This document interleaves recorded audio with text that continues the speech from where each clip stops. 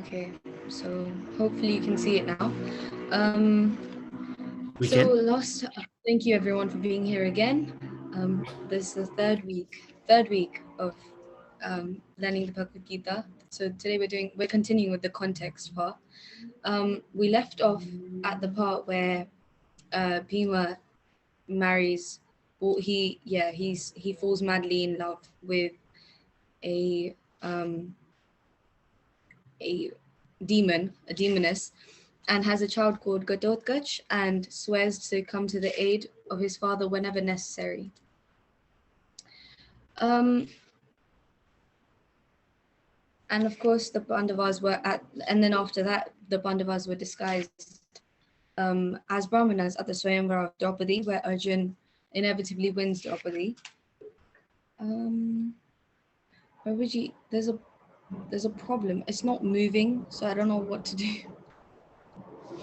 Just a second.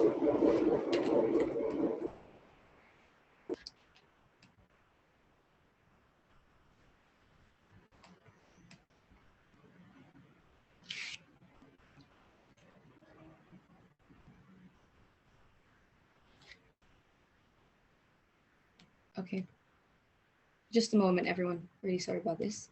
No, don't worry. Don't worry. I'll just pause. Sorry, Prabhuji. So that was a picture of Arjuna doing what he had to at the Swayamvar. So after that, Krishna and Balarama were present at the Swayamvar as well, and so the Pandavas were immediately recognized by everyone, even though they were disguised. You're going to see a table next so this explains sort of the reincarnation of Lord Krishna and Balaram. It's really complicated. I have to say it confuses me myself, but in simple words, Balaram is known as the eternal devotee of the Lord. So in every time the Lord reincarnates, Balaram will always be someone very close. So for example, Krishna and Balaram. And then in Treta Yuga, when Krishna came as Lord Rama, Lakshman was Balaram.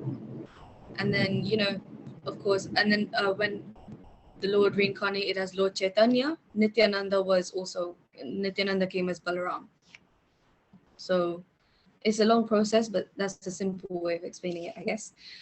When Arjuna announces to his mother that he won the prize, Kunti tells him to share with his brothers before seeing Draupadi. This is where the problem actually started. This is when Draupadi started to gain a bit of disrespect. So Kunti Ma, she was I believe she was doing arti at that time, and of course you can't, you don't disturb when you're doing arti, you focus completely on the Lord, so you're not disturbed by anything else. So when Arjuna comes with the Pandavas, of course, and Draupadi, he says to his mom, well, I've won a prize. And from the start, Kunti Ma has always told all of them to share anything that they have got, of course, because they're brothers without a father. So, to prevent any fighting, she always just share it. So that's what happens. And at that time, because everyone was so holy, even your words hold a really, really big meaning. Like, words are really, really heavy during that time. So even if Kunti Ma wanted to take it back, she couldn't. And that's how Draupadi ended up having 5 husbands in that life. Like an irrevocable vow, her statement, even by mistake, cannot be undone. So all 5 brothers married Draupadi. Exactly. So she had to then marry all 5 husbands. And yeah, that's a picture of them. And Krishna found them and explained that this unusual marriage fulfills karma in her former life. So of course everything has to happen because of a reason. It wasn't just any reason that God decided in this life she's gonna have 5 husbands. Well, in her previous life, Draupadi had prayed to Lord Shiva for a husband 5 times. in that sense, in this life, she now has 5 husbands. There was an immediate report because the Pandavas and Krishna, of course, they accepted Krishna as their Lord. And so they had to, they were guided by him, and so they just accepted it as it should be. Krishna indicated the tension with Kauravas was not just a family rivalry, but a conflict with universal consequences. So, of course, the Lord is all-knowing. He knew already the problems between the Pandavas and the Kauravas, and he knew what was going to happen in the war as well. So he had to indicate to them that this is much bigger than just family rivalry. This is not just, internally to do with your family. So many people are involved in this. It's a bigger, like a bigger good, like a larger good, basically. On Krishna's advice, the Pandavas present themselves to the blind king. To make peace, Dhritarashtra was finally persuaded by Vidura and Bhishma to offer them half the kingdom, but in a region called Kandavprasthi, which was nothing but jungle and desert. So Kandavprasth was not a kingdom, but of course for the Pandavas to live like kings, they had the Lord on their side, so they made any place their kingdom anyways. But Dhritarashtra was finally persuaded by Vidura and Bhishma, but also to keep his son's heart, he didn't give them a nice kingdom. He gave them a kingdom full of jungle and desert, which they of course made nice afterwards.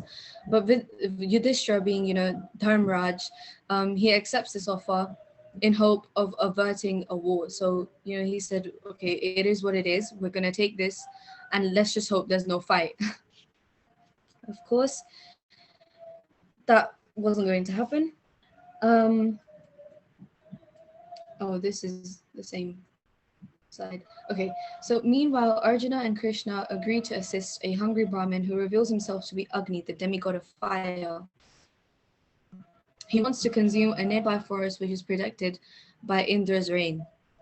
Agni rewards Krishna with his dice or his chakra, and Arjuna with his Varuna's bow Gandiva, along with an inexhaustible supply of arrows. So there's this little war. The Pandavas and Krishna win, and they get rewarded for it. With these, he is able to create a canopy of arrows to keep the rain from putting out Agni's fire. Even Indra could not defeat Arjuna because Krishna is with him. Maya, not the god of illusion, but an asura or a demon who escaped the fires, out of gratitude, builds the great wall of Indraprastha, renamed from Kandaprast. So they, so the demon, when we talk about Maya, we are not talking about Maya Devi, not the eternal potency of the Lord, but we're talking about there was a demon called Maya as well. And out of gratitude, he builds the great hall of Indraprastha. So it was renamed from Kandavprastha to Indraprastha. And living in their new territory, Yudhishthira turns poor land into a wealthy kingdom and is declared king of kings. So, like I said before, because the Lord was on their side, they could turn any place into a kingdom. But again, Duryodhana, he has this mindset. He couldn't understand how it happened because he failed to see the opulence that was on their side. So he became extremely jealous because he was thinking, we just gave him a land full of desert and jungle. How did they make such a huge kingdom of it? And so he was jealous and humiliated to visit the magnificent palace that was built there. Over there in the hall, there's basically a lot of magical things in that palace, for example, and he mistakes the floor so he mistakes it as a floor when it's actually just a pool of water, and he falls into the pool because he thought it was hardcore floor. He falls in, and Draupadi and Bhima laugh at him. Well, of course, it's not really good to laugh. I think it was actually more than Draupadi, it was the Dasis. So it was her maidens that were that laughed at Duryodhan. And one of them even said, "Oh, look, he's blind like his father." Draupadi wasn't so much. Bhima, yes, he did laugh as well, actually, but he has a right. They tried to drown him at one point, so I guess he's justified in that way. We don't promote this though. Do not laugh at anyone who falls. Of course, he's really, really embarrassed by that incident, and he returns to Hastinapura bent on devising their destruction. So, of course, he mistakes the laughter of the Dasis as Draupadi, and his main plan is to disrespect her, which would ultimately disrespect the Pandavas because she is their, wedded wife. Um, Duryodhana follows the advice of his uncle Shakuni, and so Shakuni is an infamous dice player. His dice are actually made of his father's bones, so he's a bit of a twisted person. But any number he said, he had that sort of power that any number he said would appear on the dice. So Duryodhana took the advice of his cunning uncle and invited Yudhishthira to play a game. It's called Dyut. I think it's like a resemblance to Ludo if we talk about this time. But so because Yudhishthira is a Kshatriya, he can't shy away from a challenge. So he physically was not allowed to say, no, I don't want to play with you. He had to go because he was challenged. And so he accepts. Now, Duryodhana is not an original thinker. He's a follower in one sense. His greed leads him to anyone and everyone. And his uncle gave him the idea for the arson and the dice game. So the arson was, when they sent them to a palace and they tried burning them down. Of course, the Pandavas still lived, but that was Shakuni's idea. Later during the war, Duryodhana suggests capturing Yudhishthira and playing another game, which Dronacharya calls stupid. You can't go around capturing people to force them playing games with you. Sounds stupid. Duryodhana always threatens to commit suicide when things don't go his way. So yeah, it's almost comical.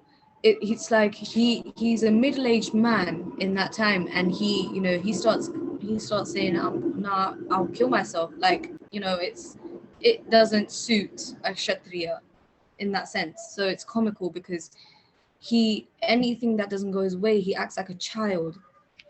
Excessive self-centeredness leads to unrealistic demands and unreasonable expectations from life, which is exactly the way to describe him. He was really self-centered. Both Dhritarashtra and Yudhishthira ignore Vidura's warning to avoid the game, leaving the results to the supreme and unavoidable fate. So giving it the name of fate, they went on with the game. But of course, Vidura was pretty wise. He knew what would happen. He tried to warn them, but again, Yudhishthira couldn't shy away from it. So in the next slide, you're going to see a picture, and on the left are the Pandavas, and on the right is Shakuni, and you can see everyone, Duryodhana as well. He's happy. He's really happy because his uncle's winning. Dhritarashtra is just watching the game. Yeah. Carried away by the intoxication of the game, Yudhishthira wages and loses all that he possesses. So because the dice was, of course, programmed, or it had that thing of listening to its master, to Shakuni, everything that Yudhishthira gambled for was lost. So he lost his lands, he lost his kingdom, his brothers, himself, and eventually Draupadi. It's a really painful part, of course. As a woman, you can't even imagine what she went through. But she was dragged in by her hair by Dushasan, who was second in line after Duryodhan. So they were sinister brothers, both of them. And she was dragged in before the court by her hair during her menstrual cycle, a special insult. So it's not even just an insult, it's a special insult. Like that's crazy. She challenged the Kauravas with a question: how can someone who lost a game himself wager someone else in a game? Her point was completely valid as well, because before before Draupadi was brought in, Yudhishthira had lost himself. So how can he then put someone forward to, lose or win them? It doesn't make sense. But all her logical points were ignored. No one could answer her. Even Bhishma is, he was dumbfounded. He didn't know what to say. And that was the worst part, because someone who is good staying silent is so much worse than someone bad saying more stuff. If you're good and you stay silent, there's no point of you staying on the path of dharma. Instead, they insult Draupadi, displaying her during the time of her period. Karna is still singing from the rejection at the Swayamvar, calls her a harlot who services 5 men. So she was extremely disrespected at many moments.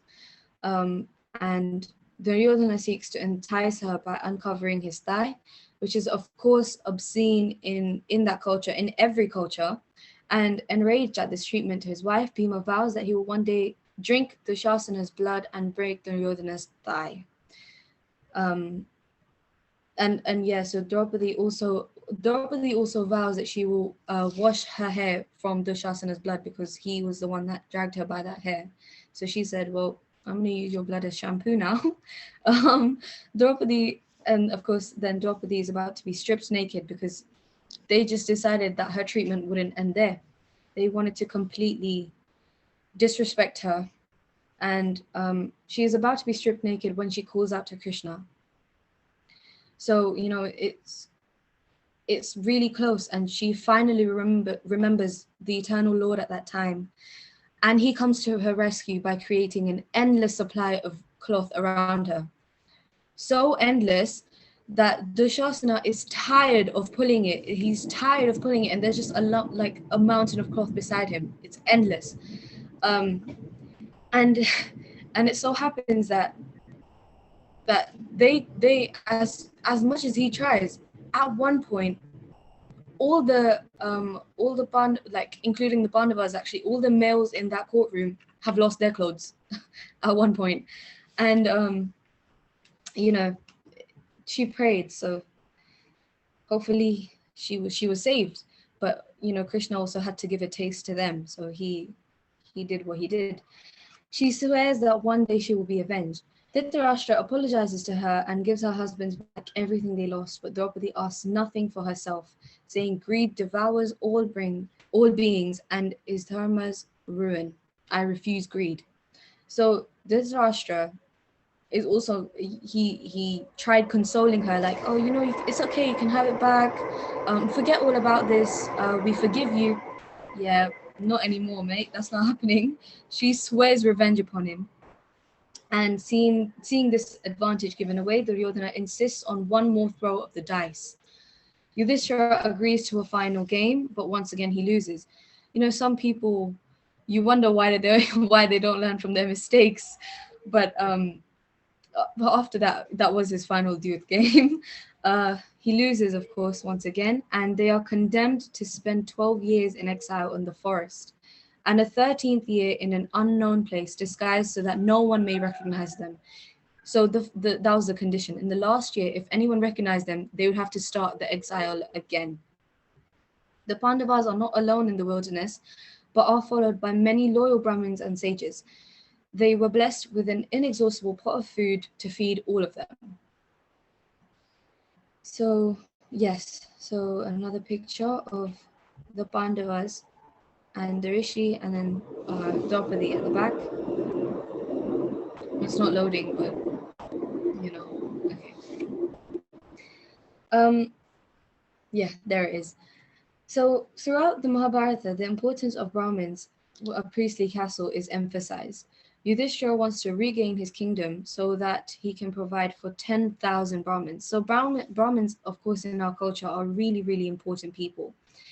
They are known as the most intelligible because they are able to find God in anything and everything. They put God in the middle, and that makes their activities so pious for everyone. And their blessings are known to be the highest of blessings as well. Draupadi and Bhima reproach Yudhishthira for his inaction. Since it is obvious that Shakuni cheated at dice, wouldn't it be better to stand up and fight? Of course, all their points are logical. Yudhishthira flatly refuses. He will keep his word. He resolves to follow his dharma. Arjuna then leaves, aiming for the highest mountains to look for the celestial weapons they will need during the war. He meets Lord Shiva. So it says he meets, but he does meet him, but after a lot of tapasya. So he was sitting there, proper praying for days and nights, and he is then granted powerful weapons. Arjuna then spends 5 years with his father in the divine Indra, learning to use these weapons and fighting demons. So meanwhile, Karna decides that he too must acquire a celestial weapon. If everyone's doing, so should I. So he went with the flow, and so for many months he serves a powerful Brahmin, Parshurama, who hates warriors. So Parshurama had taken an oath, I believe, to never teach Kshatriyas again. But as a reward, he bestows upon Karna, whom he takes to be a servant, a formula for the supreme weapon. But Karna reveals himself to be a warrior by an excess of bravery. So Karna lies, saying, he's a Kshatriya, and he does not cry out when a worm. But yeah, so basically what happens is there's a worm, or I guess a scorpion in a sense, bites him, and anyone but a Shudra would have cried out loud. A Shudra, normally because they're laborers, they're able to just pick it up and throw it away. No one else would have had that patience. And Parshuram, he was like, well, you lied to me saying you're a Brahmin. Wait, Prabhuji, am I right or am I wrong? It's more that he could tolerate the pain because he was a Kshatriya. Yeah. He was a warrior. Their warriors can tolerate immense pain, but Brahmins can't tolerate any pain. So because he was able to tolerate the pain of the scorpion, Parshuram realized, you're not a Brahmin, you're a Kshatriya. So you deceived me. Yeah. So, yes, exactly. I said Shudra, sorry. I meant Kshatriya. Yes, so in that sense, Parshurama felt extremely betrayed, because for a guru to not know the reality of his student is extremely disrespectful during that time. And Parshurama curses him, that saying that you will forget the secret formula for the weapon when you most need it. When you most need it. So when you're about to die is when you most need a weapon to defend yourself, of course. So at that time, Karna will forget the secret formula of the weapon. And then Karna later meets Indra, who is Arjuna's divine father, of course. And having sworn to never refuse a Brahmin's request, he agrees to surrender the divine covering of his golden armor given to him at birth. So the armor that would protect him, he completely took it off and gives it to the Brahmana, disguised as Indra. And his skin is bleeding. He trades it for another mighty weapon, which will kill any being, but can be only used once. But after that, Shakuni and Duryodhana were really disappointed in Karna as well, because they would never give, they're cunning. They would never give up something for a Brahmin, but he did, and they were really upset with him about that. So during their exile, the Pandavas rescue Duryodhana, who was captured by Gandharvas during battle, to his great humiliation.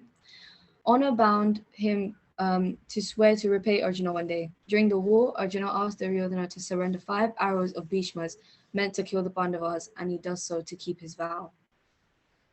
So promises hold a really, really big theme in the Mahabharata as well. Duryodhana is so depressed after his rescue that he intends to kill himself. Again, we see that child complex. But Shakuni and Karna persuade him to carry on with their wicked plans. So they once again push him toward the dark side. So that's them three gossiping whenever they load up on your screen. That's them.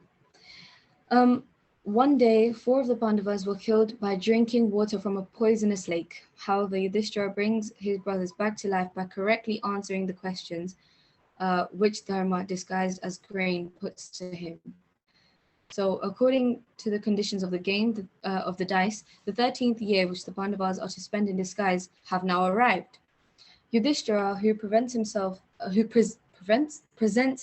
as a poor Brahmin, his brothers and Draupadi, who pass for wandering servants, all find refuge at the court of King Virata. So, Kika, I can't pronounce that. Kika.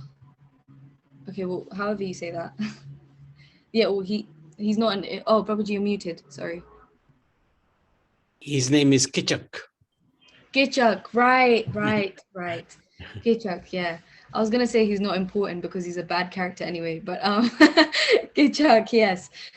He's a general in King Virata's court, and he becomes extremely infatuated with Draupadi. So his lust comes into play, and he goes to great lengths to possess her, even threatening her life. Draupadi implores the mighty Bhima to help her. Dressed in woman's clothes, he goes to her stead to a secret rendezvous, and pulverizes the over-armored general into a bloody mass of flesh.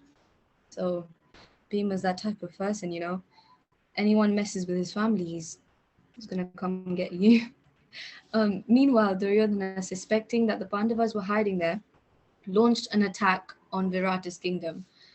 The king entrusts his troops to his young son, who needs a chariot driver. Draupadi points out Arjuna as the world's best charioteer, despite the fact that he has disguised himself as a eunuch. Arjuna cannot refuse to fight and is decisively victorious, one man against countless armies. The Pandavas managed to complete the 13th year in hiding, and despite all of the efforts of the Kauravas, they finally, they could come back as Kshatriyas and not live in the forest again. And the war draws even closer. So Duryodhana refuses to give his cousins back their kingdom because he claims they came out of hiding before the appointed time. He's so delusional, he does not even remember time properly. But as war looms closer, he tries to win Krishna's support, as does Arjuna. This one's really funny. This part is really fun.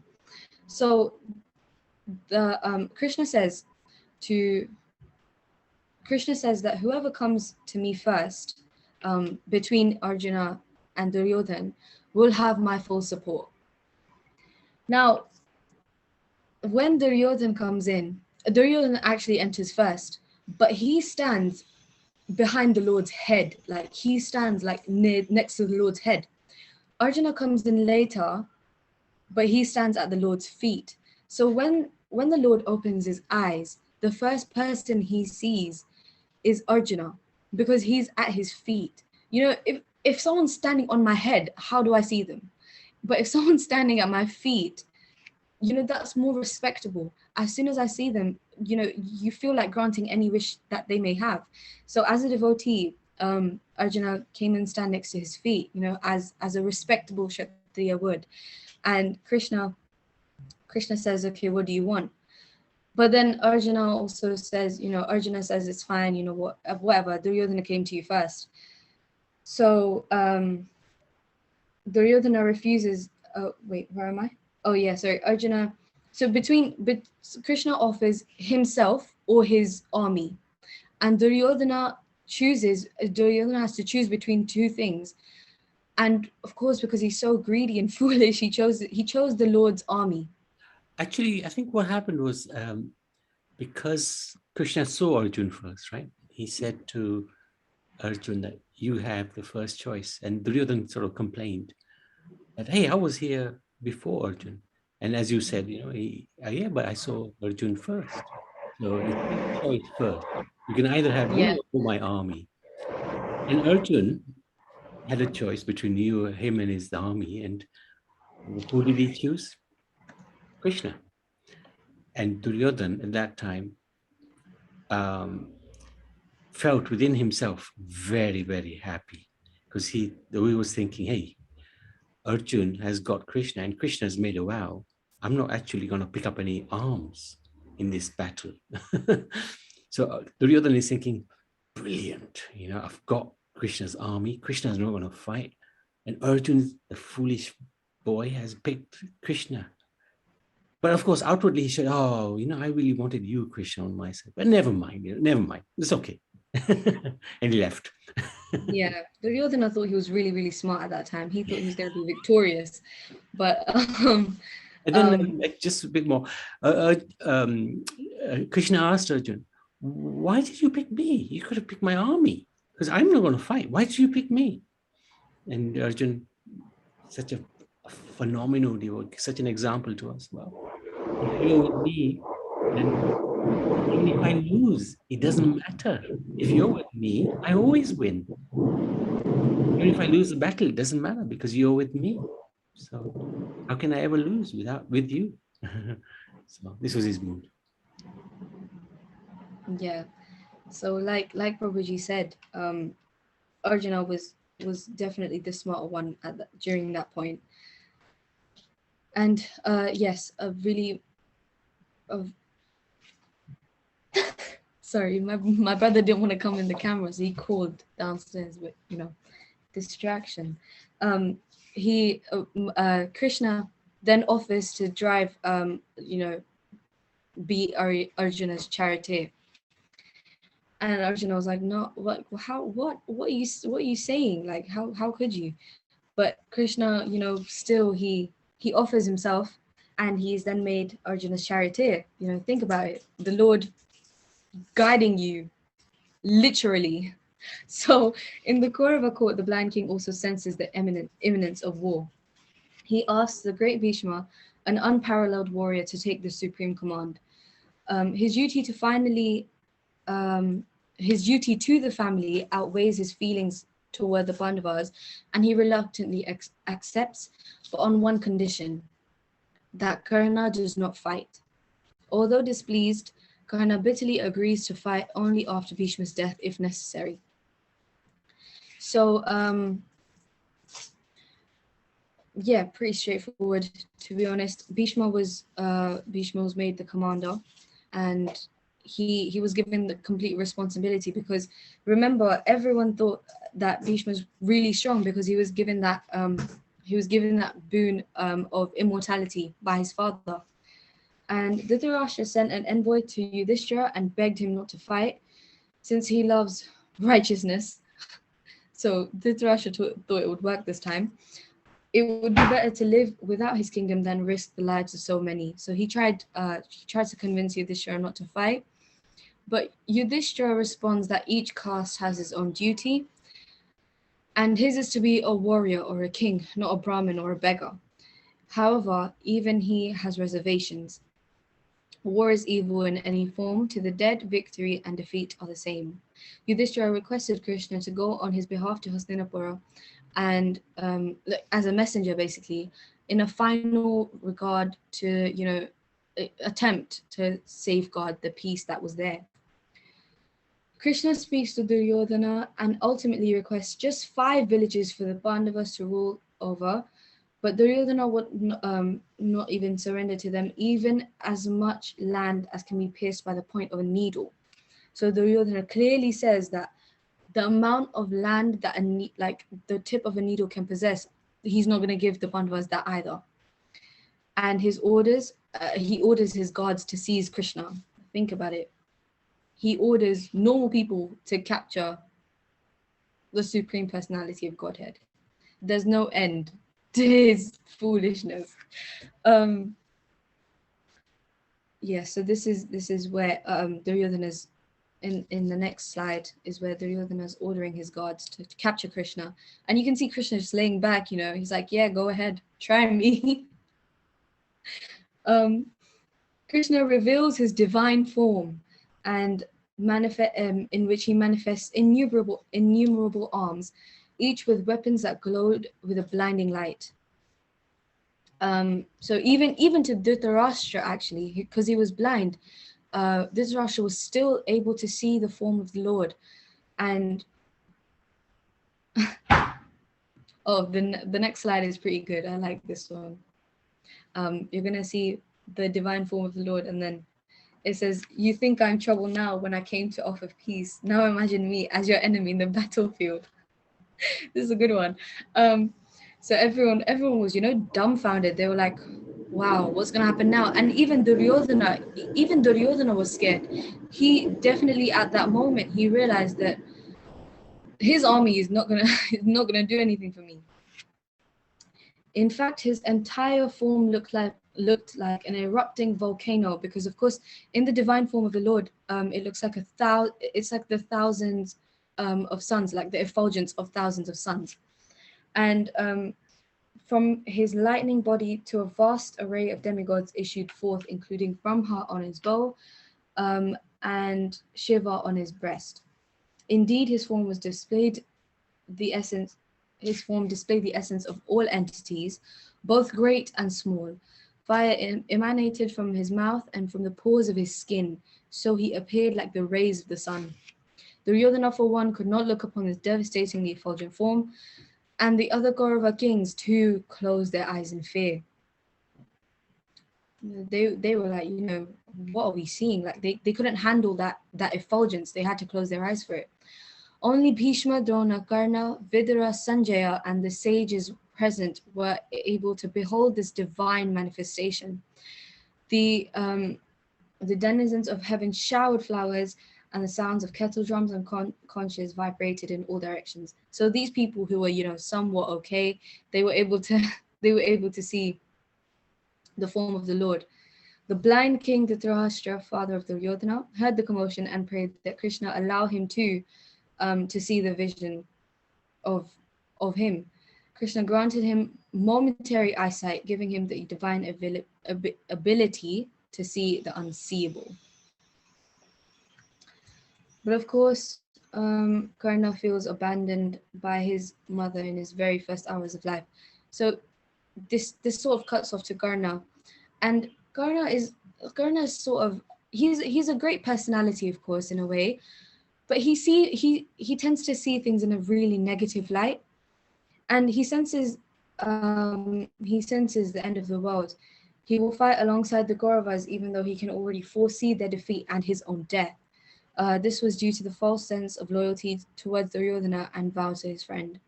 So he realized he was going to lose, and then preparations for the war were made on both sides. So that on the next slide, you're going to see Bhishma, and yeah, there were amazing preparations for the Lord. Tents everywhere for all the soldiers. War preparations. Everyone was discussing strategies of the Lord, I mean, like, how they're gonna fight in the war. And then that's where Dhritarashtra wants to find out. He asks Sanjay, what's happening. So the first shloka of the Bhagavad Gita is Dhritarashtra Uvacha. Dhritarashtra says, he asks Sanjay what is happening in the battlefield. Sanjay is given divine eyesight to see what's going on. And that is the end of the context of the Mahabharata. Wonderful. Well done. Well done, Pari. Excellent. Any questions? If you maybe stop sharing, that Yes. really... Okay, yes. Kishori, go for it. Okay, today we have 11 questions. Whoa! Okay. Good luck, Pari. Thank you, I need it. Wasn't it rude of Arjun to say he won a prize, indicating Draupadi? Yes, so good question. Of course, we're thinking in terms of see, at that time, in a Swayamvar, it's like, in a sense, objectifying her. But at that time, it's what you would say, because I guess if you see in a positive way, you'd see that the prize is the most important person there, right? So you could take it in a way that Draupadi was the most important person there, who Arjuna had won. Of course, it was her choice as well to be taken by Arjuna.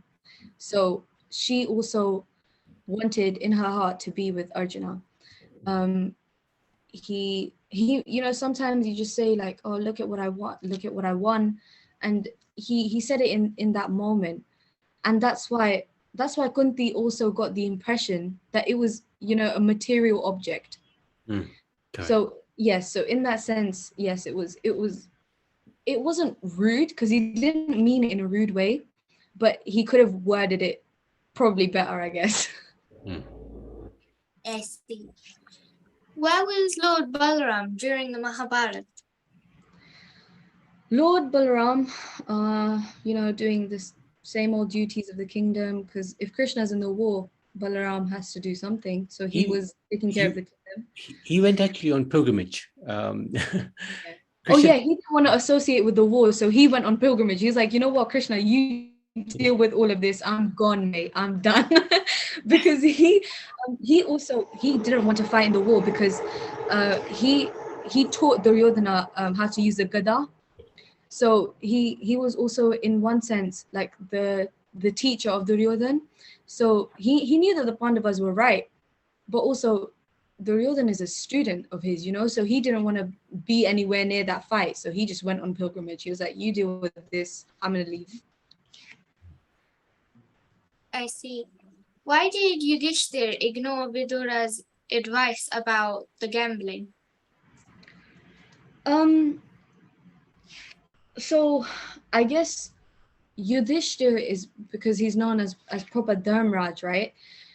He's aware of all the duties of a Kshatriya, and Vidura,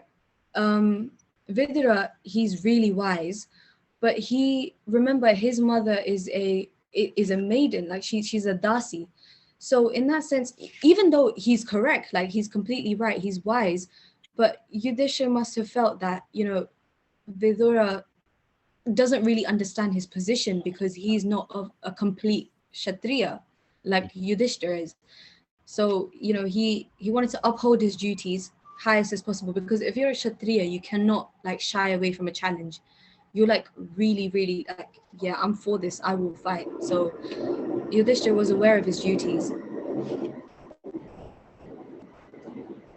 I understand. How did Yudhishthir get intoxicated in gambling, even though he was so pure? Sometimes, all I can say is sometimes people lose their way. But we should be happy that he found it later on. He just didn't understand how Shakuni was able to get every number he wanted. So Yudhishthira was like, okay, let me try again. And he was so invested in that game that he completely forgot what the real deal was here. Like he completely lost his way in that sense. So he, when you become too engrossed in something that isn't God, if you're not devoted, you're intoxicated. So he was intoxicated in that moment. It's a good answer, and it also shows us that we have to be very careful. We shouldn't ever think that I am above Maya. Even Dharamraj, Yudhishthir, got carried away in the gambling match. So it's an example that in this material world, we should never be, we should always be vigilant, never neglect, never be, easygoing, if you like, in one sense. Good question, good answers. Good answers. Why didn't anyone in the court say anything about what was happening to Draupadi? Like, why did no one stop what was happening? They tried. They did try, but it was a really messy stance in a way, because every time someone would try and say something, Duryodhana and Shakuni would be like, well, we asked Yudhishthira to play the game and he said yes. So now whatever happens is his fault. So it was easy for them to blame Yudhishthira. And even the Mahapurushes like Bhishma and Dronacharya and Karn and Vidur, they tried, but they could only say so much, and then they left it. That was their fault. That was their biggest mistake. Being silent in that moment was their biggest mistake. Yeah, Yeah. yes, good. There were a couple of people who spoke. Vidur spoke, but he was shut down. Vikarn, one of the 100 brothers of Duryodhana, also spoke up and said, this is wrong. He was shut down. But you're correct, Pari. The main players, Bhishma, Dronacharya, they simply became very angry, but they never, I mean, in many ways, if Bhishma had at that point picked up his bow and arrow and started shooting, he wouldn't have been wrong to destroy Duryodhana. He wouldn't have been wrong. But because he was so proud of his vow that he would never interfere in the kingdom or protect, he would always protect the person who was on the throne. Because of that vow, he did not take up arms to protect Draupadi. And Exactly. really, that disrespecting the woman, the princess, was the biggest undoing. Absolutely right, Yeah. Pari. And Bhishma, that was his, actually, like, his biggest weakness was his vow. He was always so bound by it. He couldn't see what was right and what was wrong. He thought that the only right was following his vow. And as for Karna, he was bound by his loyalty to Duryodhana. And Dronacharya is special because Dronacharya had a son called Ashwadama, who Duryodhana also made friends with. And Dronacharya was so infatuated with his son. He was so attached to his son that anything his son said, he would listen to. So when Ashwadama said, don't say anything to Duryodhana, Dronacharya just kept quiet because he said, well, okay, I love you, so I'm just going to listen to you. But, as a father, that's not his duty. But yeah, those were their main reasons for, completely staying quiet in one sense. Why is there so little Brahmins today? Why is there so little Brahmins today?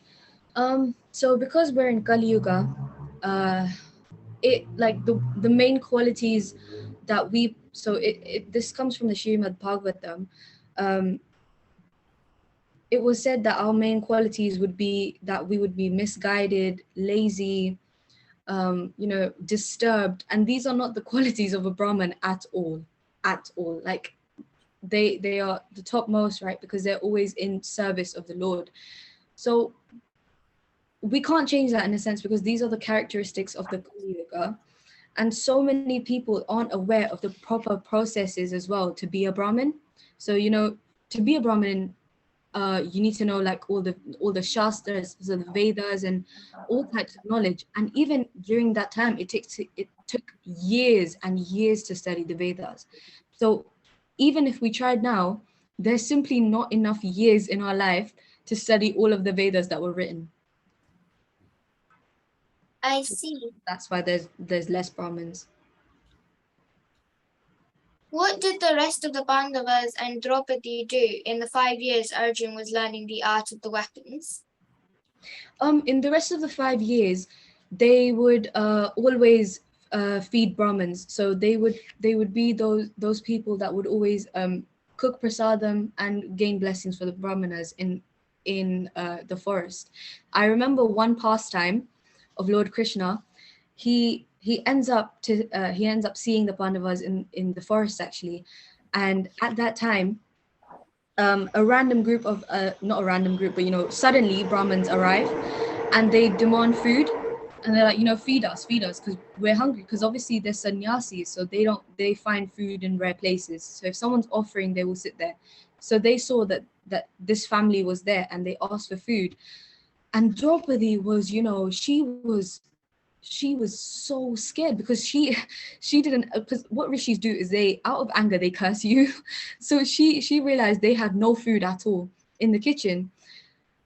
And Krishna comes, and he comes into the kitchen. He's like, what's wrong? And she's like, we don't have any food. And he sees in the pot, and there's one grain of rice. And he's like, oh, look, a grain of rice. And he eats it. And then suddenly all the brahmanas are just satisfied. Their stomachs are filled, like they're burping because they're so full. And she doesn't realize what's happening. She's like, what did you just do? But from that one grain of rice, Krishna satisfied all those rishis, and the Pandavas were saved from being cursed. So yeah. Good. Did Karna turn like towards like the dark side towards the end, or was he just blinded? I guess, yeah, I guess I could have worded that better as well. He wasn't taken toward the dark side, you know. That was mainly Shakuni and Duryodhan, but he was definitely blinded by the loyalty, that he was supposed to give to Duryodhana. So he was definitely blinded by that, because he knew right from wrong. He knew dharma and adharma, but he chose to go with Duryodhan because he thought that his loyalty was his main duty. So he was blinded in that sense, yeah. But in the end, he could, like, he foreshadowed, like he was able to foresee that he would lose. So in one way, you know, he gained that vision. How did no one recognize Bhim when he was disguised as a lady, even though he is extremely muscular? It wasn't Bhim. It was Arjun. It was Arjun. Bhim, I think in the slide. Bhim was a cook. Yeah, Bhim was the cook. Yeah. So Arjun was dressed as a lady.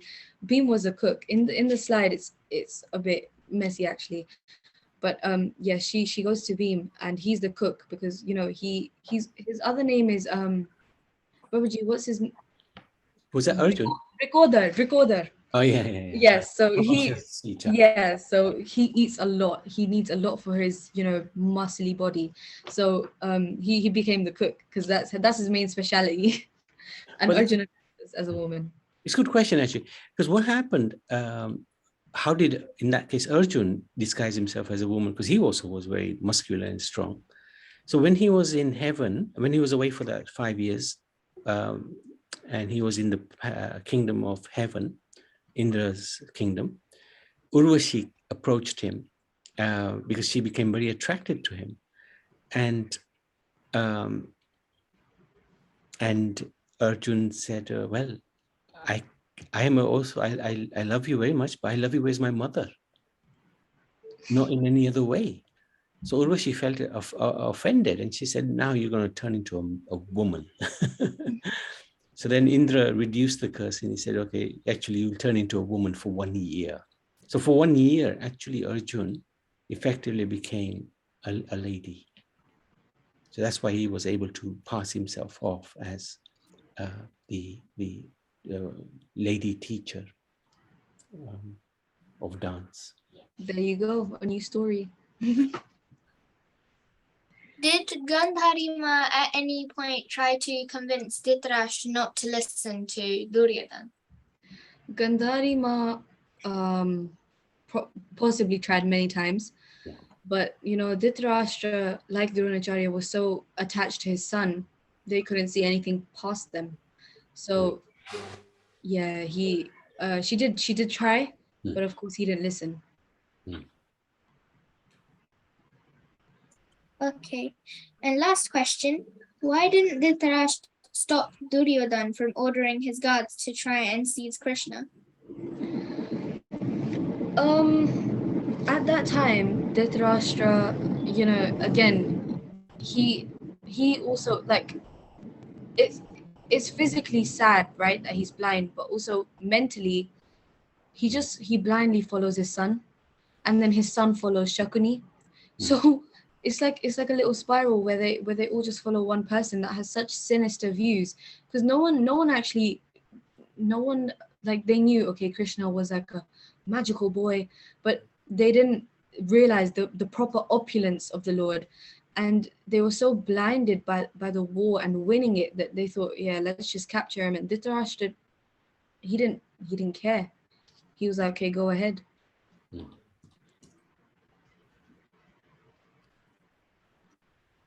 Thank you.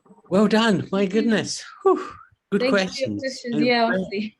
very well listened to, and also very well answered. So thank you so much, everybody. Thank you so much, Bakula Mataji. She said thank you for my results day. I mean, she said good luck for my results day. Yeah, thank you. So we can do the quiz. You can put up Yes. the link and also the pass number.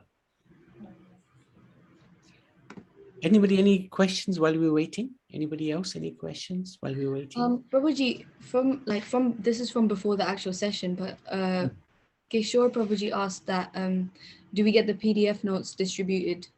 So with the lesson. We can distribute them. Yeah, no problem. Yeah. Yes, Kishore, we can distribute them.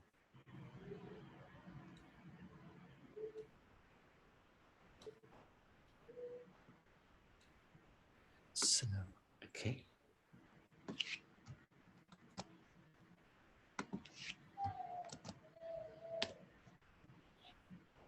No problem, Prabhuji. Hare Krishna.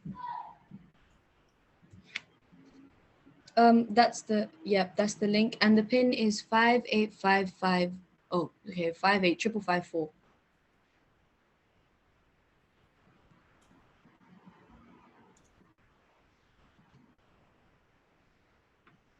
Should we share our screen, Prabhuji? Oh yeah, please. You should. Yes, absolutely. Go for it.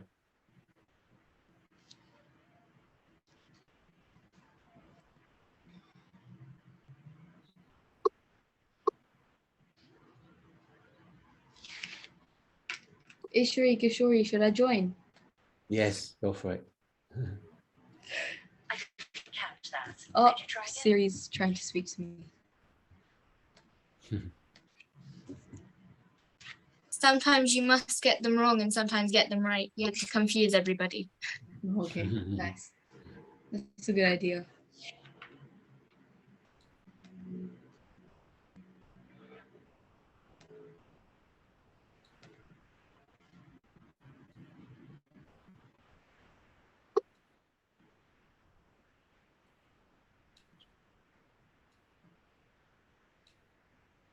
Prabhuji, I know you said earlier that Kishri doesn't speak very much, but for the past few weeks, she's been the one who's reading from the quiz, reading out all the questions and the answers. Very good. Yes, Kishori. Well done, Kishori. Thank you, Prabhuji. And thank you, Pari.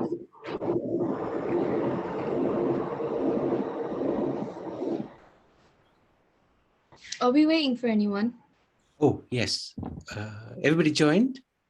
In that case, you can start. If you're waiting for anybody, please let us know.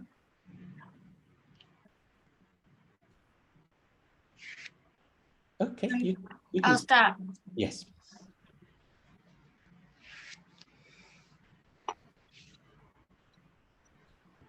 The name Mahabharat means Book of Wonder, Great Story of the Bharatas, Great Story of India, Book of Hunger. This is a piece of it.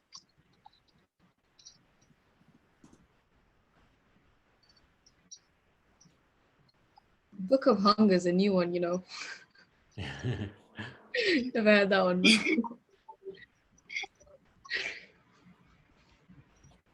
Actually, that reminds me, I'm hungry.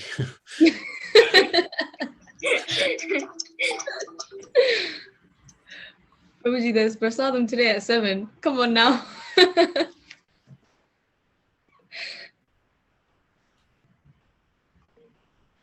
And the correct answer was the second and the third.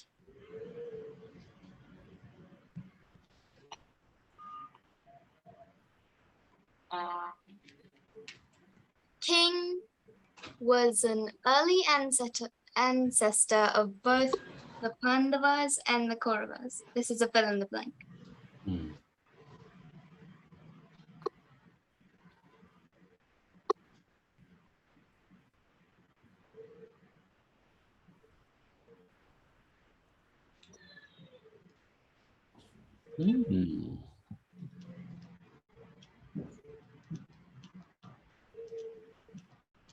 That's a tricky question. Hmm. But some of them are quite easy, so we had to make a few tricky ones. Yeah. I said Bertha, but then I saw Charul Mataji wrote Shantanu, and I was Shantanu, like, oh, yeah, wait. yeah. Shantanu's more recent, and then Yeah, he's like their grandfather, isn't he? yeah. No, I have no idea. The correct answer was Bharat. Okay. Bharat-part. Woo!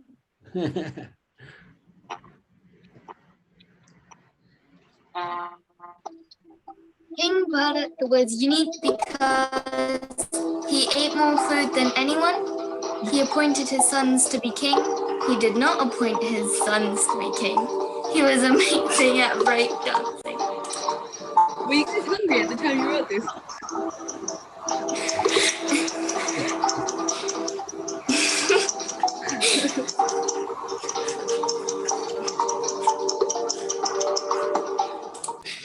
And the correct answer was he did not appoint his son to be king. Good answer. Good answer. Good question. King Shantanu was married to Ganga, Yamuna, Saraswati, Patanjali. Patanjali, what? No, you guys are funny, man.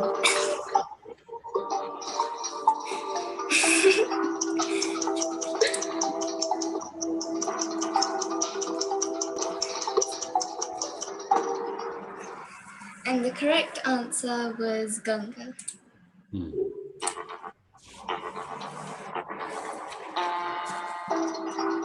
What did Ganga Ma do to distress King Shantanu? She drowned all his sons. She drowned his pet.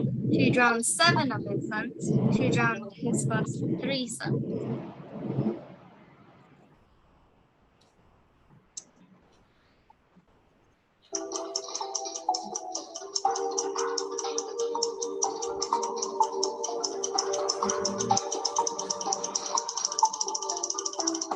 And the correct answer was the 3rd one.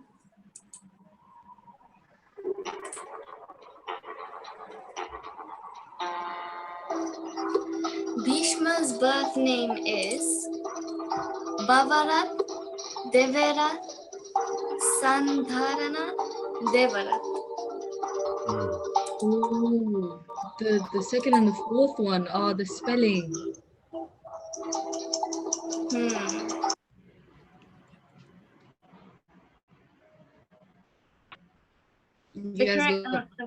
The correct answer was the last one.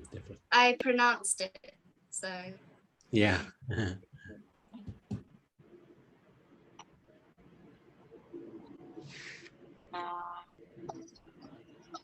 Satyavati was mother to Shukracharya, Dronacharya, Vyasdev, Shishuka.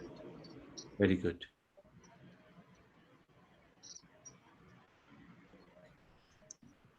But would your Ishwari and Kishori coming today? Oh no, I did invite them, but they can't. Mom said no. Oh, that's okay. Next time, maybe. The correct answer was Vyasdev.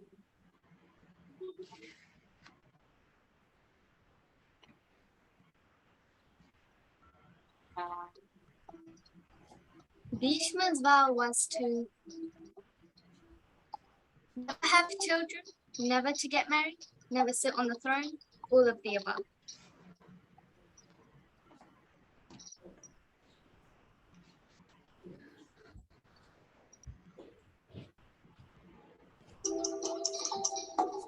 And the correct answer was all of the above.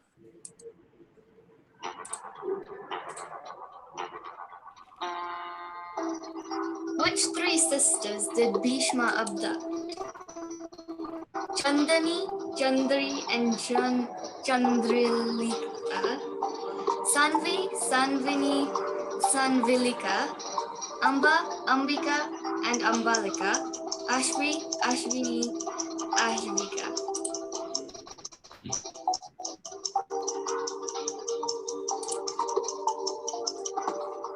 The correct answer was Amba, Ambika, and Ambal. Mm.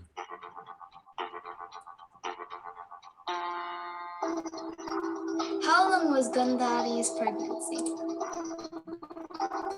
10 months, 1 year, 1.5 years, 2 years.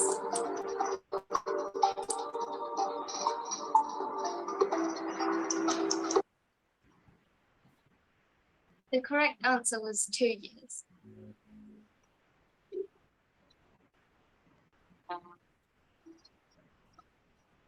Who was Ambari born? Hidimbi, Draupadi, Gandhari, or Shikandi? Shikandi.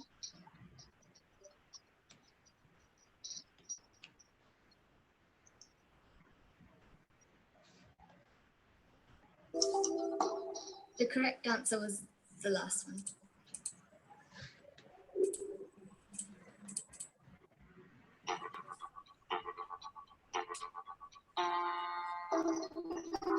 True or false? Arjun is terrible at using a bow.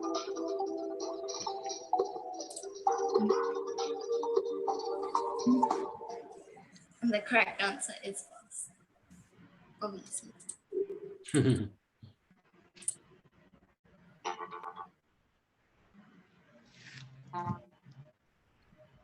True or false? The Kauravas tried to kill the Pandavas multiple times.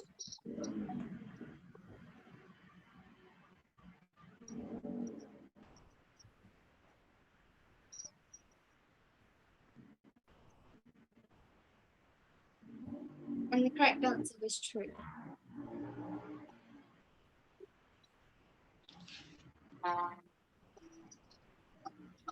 Karna swears eternal friendship to the Pandavas, the Kauravas, Bhim, or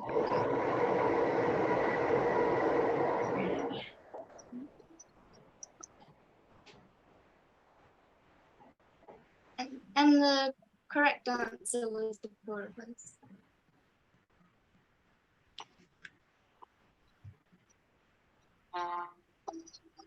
Karna is an incarnation of Lord Yamadev, Lord Suryadev, Lord Brahma, or Lord Shiva.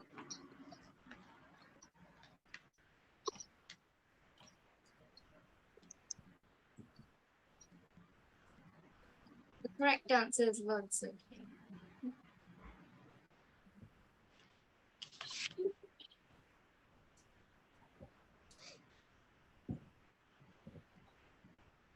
I gave wrong answers on purpose. I'm just letting you guys know. In Yeah, third right. place, Neelam, second place, Urvi, and first is Harish Balvi. Well done. Fabulous. Wonderful. Very Wonderful. bold. Thank you so much, everybody. Thank you for Ishwari Kishori for making that quiz. Pari, well done. Very, Thank very you, Babaji. nice explanations. Good answers, actually. Really good answers. Thank you for your guidance. Thinking on your feet as well. So really good. And actually the thinking is on the right path as well. So well done. Really good. Ishwari and Kishori, your quiz was really, really good. Just one thing. Karna wasn't an incarnation. He was actually the son of Lord Surya. So, Oh, okay. yeah. And then there was something else I can't remember, but it's fine. Like that was the only thing. And Can I ask a question to Prabhuji? yes, sorry. Sorry. Neelam Ben. Sorry to interrupt you, Pari. I did. I'm sorry. Hare Krishna. How many sons did Surya have? Oh, Because Surya I Dev. understand Shani Dev Yeah, is that's his right. son, That's and Bhadra is his daughter. Yeah, that's correct. And I know now that Karna is his son. Yeah. How many? I tell you what, I'll send you the link for the YouTube we did on Surya Dev. He has, you're right, Shani, and there's, I think there's one more, and Kern, of course, as well. But there may be many more because Surya Dev is one of the most powerful devatas. So there may be many more children, but these are the prominent ones. Okay. But I'll send you the link to the YouTube that we did on Suryadev, if that's okay. That gives you more information. Thank you for asking. And we'll see you tonight. You'll see Pari as well. Oh, that will be lovely to see you, little girls. You know, they make us so proud. Yes. Thank you They so much. do. Thank you. Encouraging. Yes. Very, very nice. Thank you for Thank you. encouraging. Very good. Thank you so much. Hare Krishna, everybody. Thank you. Hare Krishna. Thank you, Pari. Hare Krishna. Thank you, Krishna. Pandit ji. Hare Krishna, Lokeshwara.